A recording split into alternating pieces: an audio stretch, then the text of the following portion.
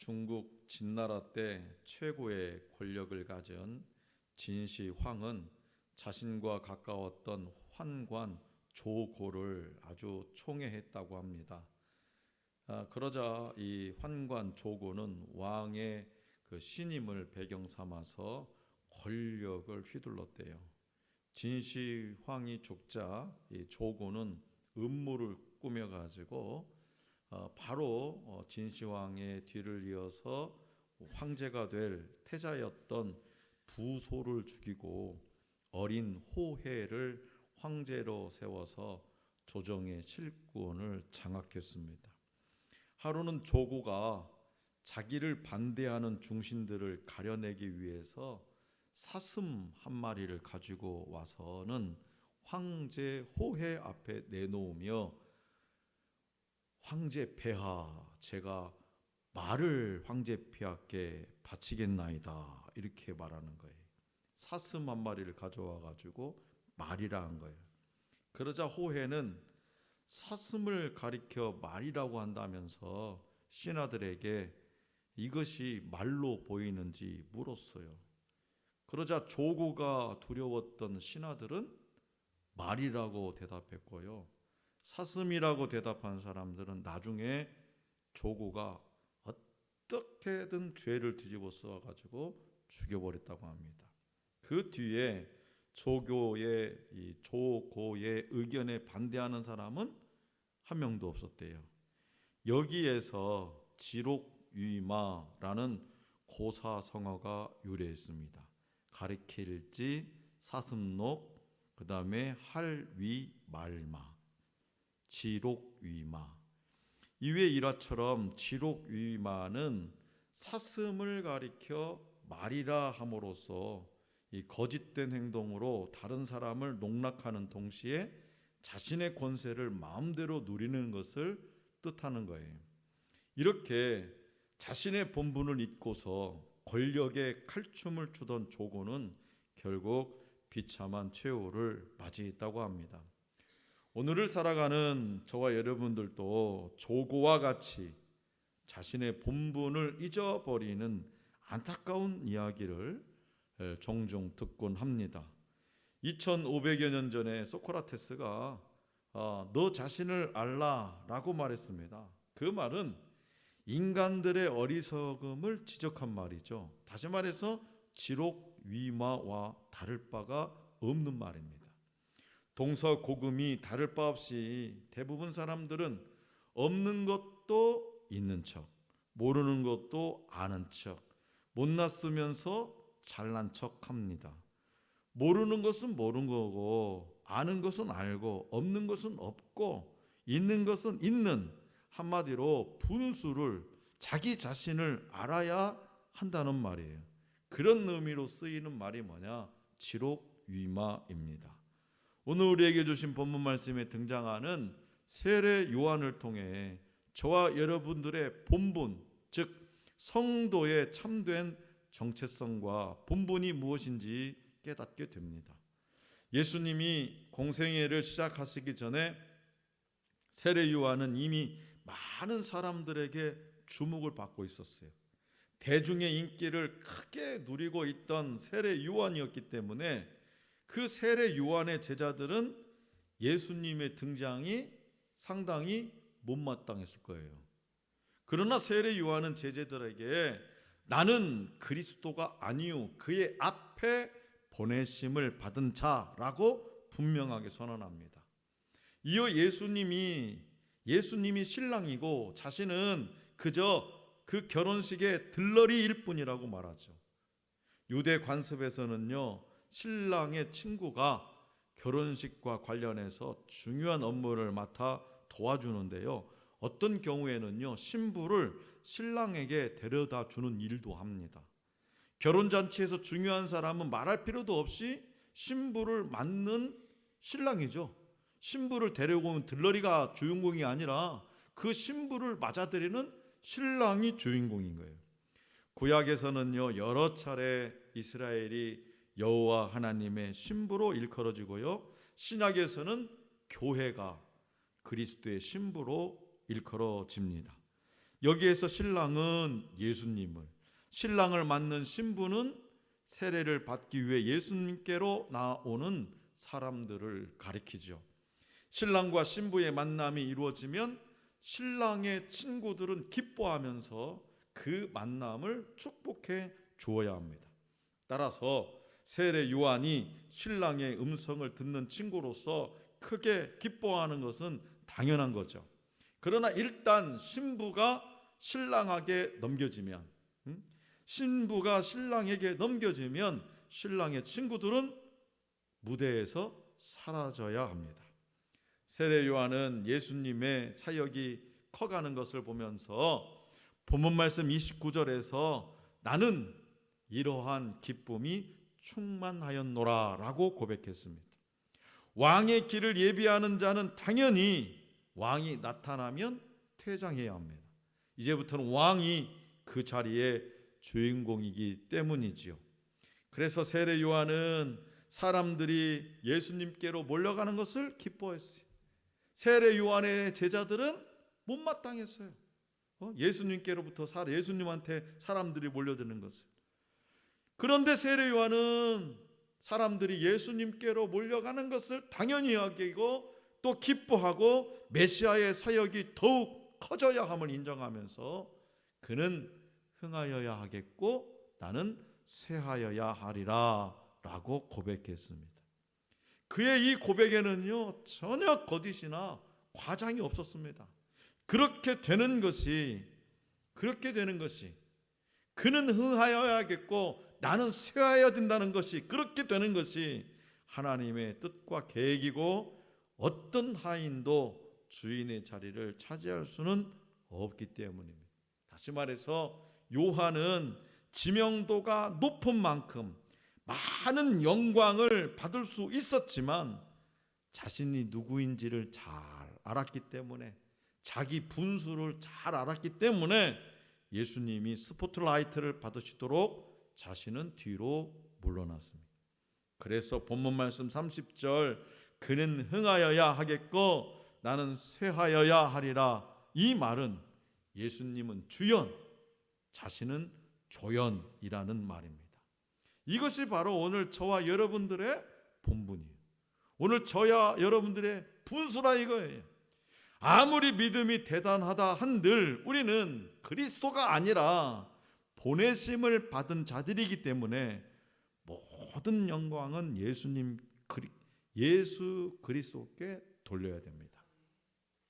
본문 말씀 28절에 보내심을 받은에 해당하는 헬라어는요 아포스텔로입니다. 아포스텔로, 보내심을 받은. 이 단어의 명사형이 뭐냐? 아포스톨로스예요. 아포스톨로스가 뭐냐? 사도라는 다. 사도. 우리 역시 주님께로부터 이 땅으로 보내심을 받은 자들이. 그래서 우리가 주연으로 사는 것이 아니라, 주인공으로 사는 것이 아니라 엑스트라 주연, 조연으로 사는 거예요. 축구 경기에서 골을 넣는 사람도 귀하지만 그 골을 넣을 수 있도록 도움을 주는 사람이 참 얼마나 귀하고 소중한지 모릅니다. 골을 넣는 사람이 주연이라고 하면 골을 넣을 수 있도록 공을 연결해 주는 사람을 조연이라고 할 수 있습니다. 어떤 의미에서 보면 이 신앙생활도요 운동 경기와 같고 드라마와 같아서 주인공이 있고 또 조연이 있습니다. 하나님께서 우리 모두를 하나님 나라의 주연인 예수 그리스도와 그의 복음 사역을 위해 조연의 일을 맡기시고 각자가 팀워크를 이루어가면서 협력하게 하십니다. 그러니까 드라마의 주연들만 아카데미상을 받는 게 아니더라고요. 그죠? 이번에 우리나라도 미나리에서 윤여정 씨가 조연 역할을 했는데 아카데미상을 받았어요. 그래서 우리는 넓은 의미에서는 하나님 나라의 공동체이고 또 작은 의미에서는 하늘 소망 교회라는 공동체를 위하여 하나님께서 불러주셨어요. 문제는요, 이 공동체를 섬겨감에 있어서 내가 가져야 할 자세가 뭐냐 이거예요. 응? 하나님께로부터 보내심을 받은 아포스톨로스 사도, 그 하나님의 나라의 공동체이고 또 하늘 소망교회라는 이 공동체를 위하여 저와 여러분들을 불러주셨는데, 문제는 이 공동체를 섬겨감에 있어서 우리가 가져야 할 자세가 뭐냐? 그것은 바로 겸손과 섬김입니다. 겸손 섬김. 하나님께서 우리에게 원하신 것, 이 공동체를 위해서 우리에게 필요한 것, 그건 뭐냐? 겸손이고 섬김이라는 거예요. 겸손하면요, 그 어떤 상황 속에서도 말을 하지 않습니다. 겸손하지 못하니까 내 입 밖으로 나오는 거고 내 생각이 달라지는 거죠.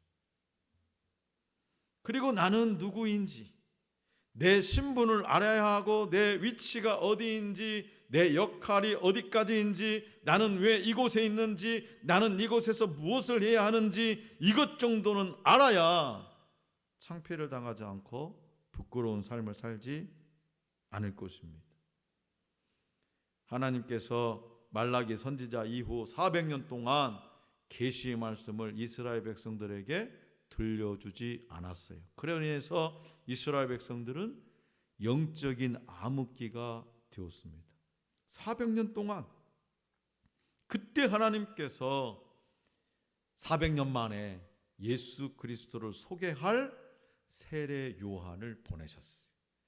마태복음 3장 3절 말씀에서 세례 요한은 자신의 역할이 무엇인지를 분명히 말씀하고 있습니다. 광야에 외치는 자의 소리가 있어 가로되 너희는 주의 길을 준비하라, 그의 오실 길을 곧게 하라 하였느니라. 아멘. 세례 요한 자기 자신은 광야에 외치는 소리라는 거예요. 자기가 할 일이, 자기가 서 있을 곳이 광야라는 거예요. 그 광야에서 외치는 자의 소리라는 거예요. 하나님으로부터 부여받은 사명이 뭐냐? 소리로 존재한다는 거예요. 광야가 어떤 곳입니까? 광야, 하늘이 열리고 인적이 드문 곳, 조용한 곳, 사람들의 소리가 들리지 않는 곳입니다. 현대 그리스도인들이 하나님의 소리에 귀를 기울이지 않아요. 하나님의 소리에 귀를 기울이지 않아요.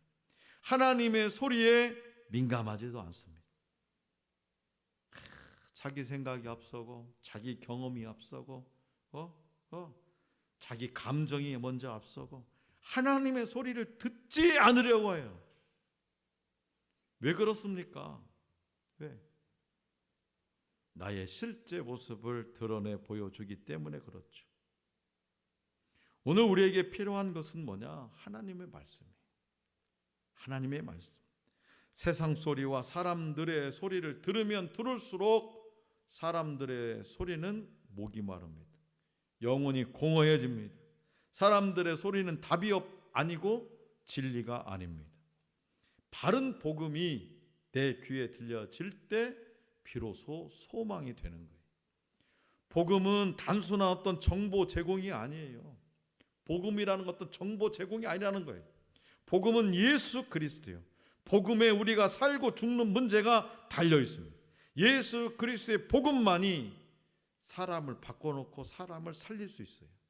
그런데 오늘날 한국교회 성도들은 복음으로만 안 된다는 생각을 가진대요.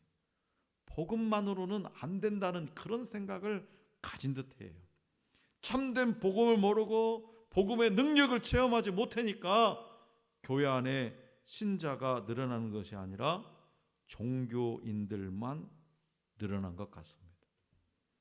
예수 그리스도로 중심으로 살지 않고 단순히 주일날만 종교 활동에 참여하는 성도는 죄 문제에 대한 심각성을 깨달을 수가 없어요.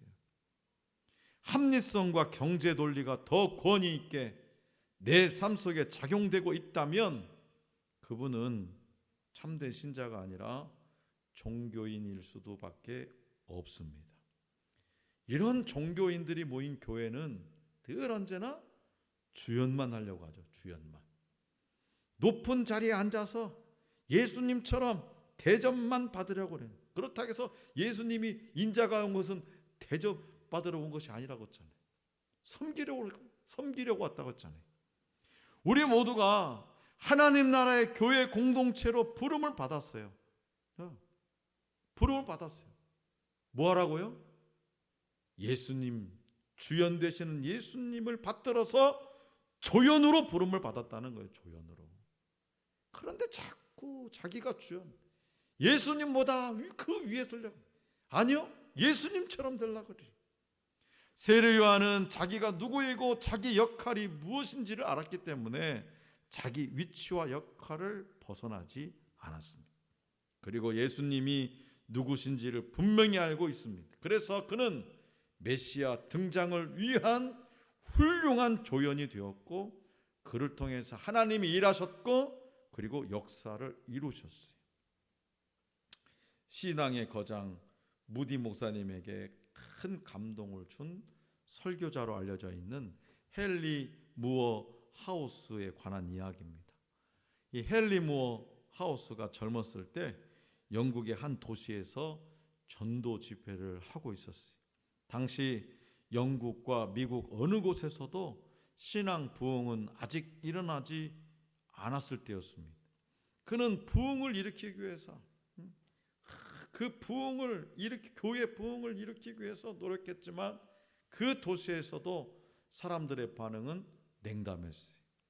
밤낮으로 그는 무릎을 꿇고 진심으로 눈물을 지으면서 부르짖었어요. 오 하나님, 왜 신앙의 부흥이 일어나지 않은 겁니까?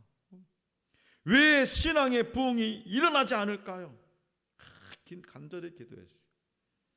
어느 날 그가 걸어가고 있을 때 성령께서 그에게 다음과 같은 글자들이 쓰여 있는 큰 현수막을 보여주셨어요. 헨리 무어 하우스, 영국의 모든 설교자 중 가장 유명한 설교자. 헨리 무어 하우스, 영국의 모든 설교자 중에 가장 유명한 설교자. 그런 현수막을 보여주셨어요. 그는 즉시 자기 자신에게 말한, 이것이 바로 신앙 부흥이 일어나지 않는 이유로구나. 이것이 바로. 그래서 그는 전도 집회를 주최한 그 준비위원회에 가서 이렇게 말했대요. 형제 여러분, 이제야 나는 신앙 부흥이 일어나지 않는 이유를 알았습니다. 여러분이 모든 면에서 나를 얼마나 위대한 사람으로 선전해 왔는가를 잘 알고 있습니다. 성령께서 아무것도 할 수 없게 된 것도 놀라운 일이 아니지요. 여러분이 예수 그리스도를 찬양하지 않았기에 성령께서는 슬퍼하셨고 역사하지 못하신 겁니다. 그분은 놀라우신 분입니다.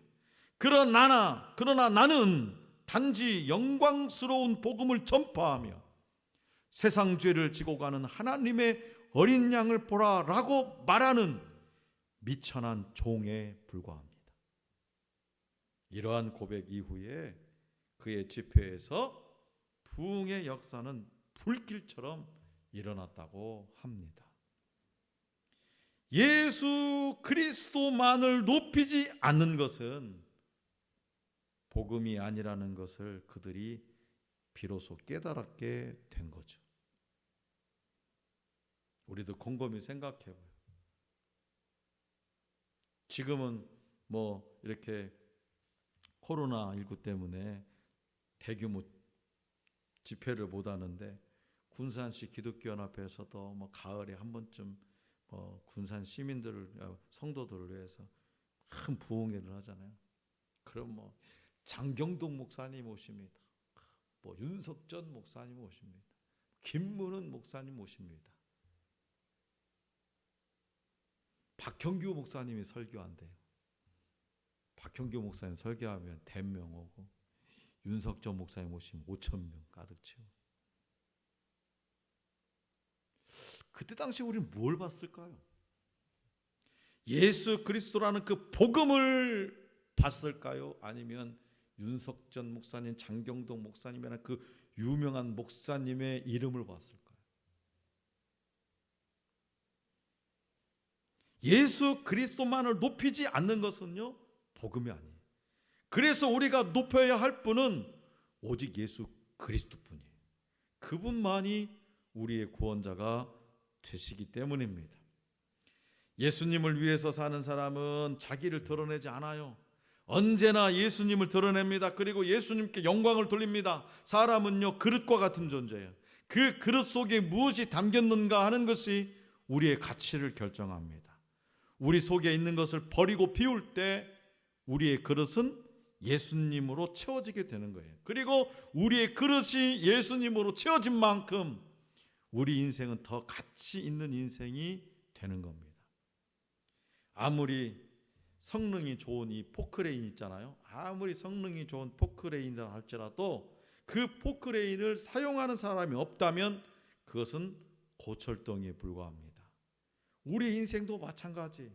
아무리 재능이 있고 이른바 스펙이 뛰어난다고 해도요, 하나님께서 그 사람을 사용하지 않으시면 그의 인생은 아무런 의미가 없어요. 그렇기 때문에 우리 인생의 최고의 영광은 하나님께 쓰임을 받는 것. 하나님께 쓰임을 받으려면 어떻게 되냐? 내 인생의 그릇에 내 것은, 나의 것은 다 비워버리고 뭘 채워야 되느냐? 예수 그리스도만 채워야 된다는 거예요. 예수 그리스도. 여러분, 전도요, 전도. 그렇지, 전도를 열심히 해야 교회가 부흥하죠. 근데 전도를 열심히 하려고 하지 마세요. 내가 오늘은 누구를 만나가지고 전도해야지. 그걸 하지 말고 내 자신, 내 안에 있는 모든 것, 나의 자신을 다 비워버리고 예수만 채워놓으라는 말이에요. 예수만. 예수를 채워놓으면 그 예수님께서 내 입술을 주장하고 내 행동을 주장하고 내 삶을 주장해서 예수 그리스도의 향기가 되어서 옆 사람을 적셔가는 거예요.